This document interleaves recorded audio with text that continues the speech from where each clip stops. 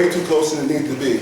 Just shouldn't have came down to the last match. I thought you and I competed real hard, especially after the first 5 weights. Looks like the match was well in hand. Earl pinned this guy, and we had a couple other good matches. Nathan Boston, a guy that they probably didn't think would beat him. I'm sure the odds probably were that kid was supposed to win, and so I'm sure they were counting on that match. And so for them to lose that match and go into halftime and then come back out and compete like they did, that's all credit to them. Really a little disappointed at 157. Just not toughing it out and continuing to compete at a high level. Dante, he can't get away with the things that he did at 149. He can't throw himself to his back and come off like he did at 141. It's a different weight class. I thought they did the smart matchup, but I still think Dante was in a couple of positions where he probably could have out-wrestled his opponent. He kind of dinged up his knee a little bit. His elbow was already a little bit hurt, but still, bonus points was something that we never expected from that way. We really thought he'd come out and dominate that match, and then we just continue to roll. Another big loss was Tanner. Tanner's been wrestling great, and just didn't get off enough offensive attacks. And that last five guys, or the last 4 guys, just didn't get off enough offensive attacks. Leland didn't get off enough offensive attacks, even though he found a way to win. Stano didn't get off enough offensive attacks, but he still found a way to win.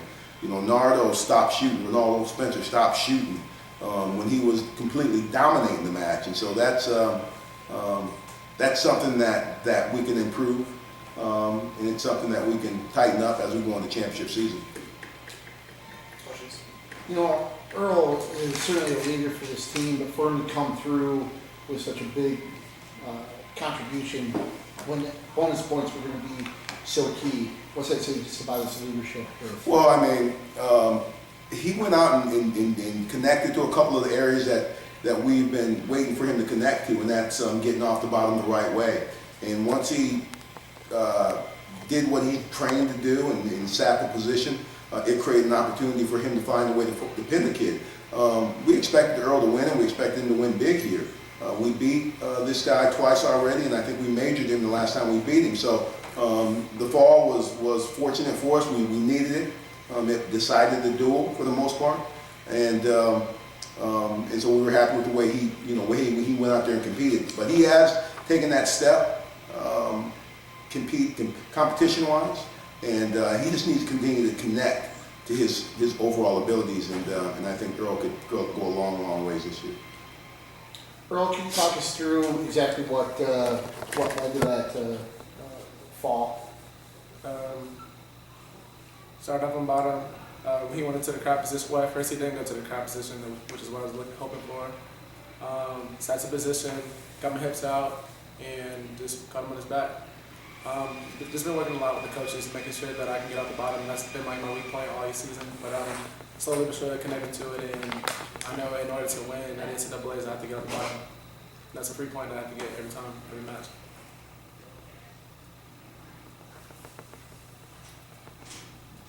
Is this your last home duel? Is this you and I's last home They duel? wrestle Kent State tomorrow. It's going to be a tough match too, huh?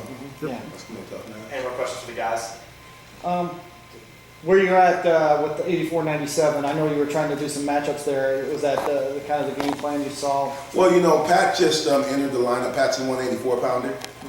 He just certified just recently, and I thought the matchups kind of allowed us to do that. Mm-hmm. My heavyweight, Keon Smith, he had a cousin that was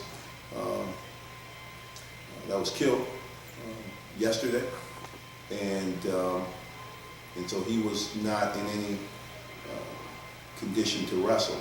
So we started thinking that yesterday during practice, what we would do as far as moving those guys up. I really thought Marcus would give their heavyweight a good match. We kind of made some mistakes in there, kind of got big man. He's not used to getting big man. But yeah, Pat's an 84-pounder. We'll get him down to 84.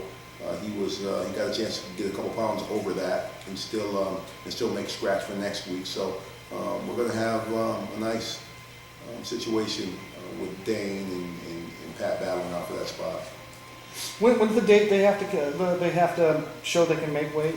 Well, by February 15th. February So he's certified, so he's shown that. He is certified that He's he can- certified at 84, yes.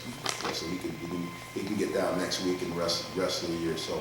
And he knocked some rust off. Pat really wasn't. You know, I was concerned that he'd get a little winded, get a little tired, so we told him to make sure that he had some gas for that third period. And you could tell right away their whole game plan was just to try to wear him down and get him tired, but Pat's a tough guy. And we have a lot of room to improve in a short time to do it. So we have some work to do, but I think he's happy that he got that win. He's got a lot of advantage to that 184 though.